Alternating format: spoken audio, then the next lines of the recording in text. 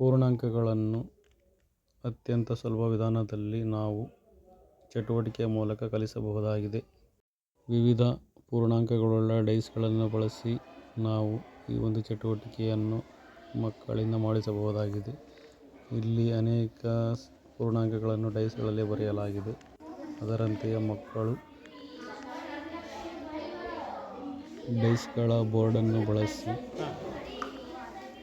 ಸಂತಸದಾಯಕವಾಗಿ ಪಾಲ್ಗೊಂಡು ಈ ಚಟುವಟಿಕೆಯ ಮೂಲಕ ಕಲಿಯುತ್ತಿದ್ದಾರೆ.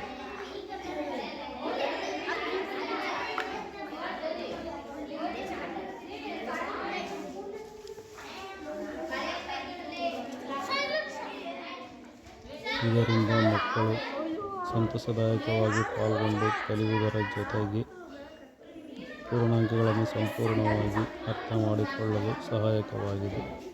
ಮಕ್ಕಳು ವಿವಿಧ ಗುಂಪುಗಳಲ್ಲಿ ಕುಳಿತು ಈ ಚಟುವಟಿಕೆಯನ್ನು ಆಟದ ಮೂಲಕ ಕಲಿಯುವುದರಿಂದ ಕಲಿಕೆಯ ಜೊತೆಗೆ ಅವರಲ್ಲಿ ಸ್ಪಷ್ಟವಾದ ಜ್ಞಾನವೂ ಕೂಡ ಹೆಚ್ಚುತ್ತದೆ.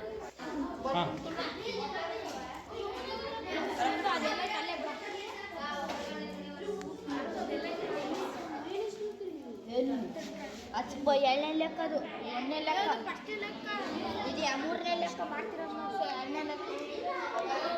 ಟಾಸ್ ಮಾಡೋದನ್ನು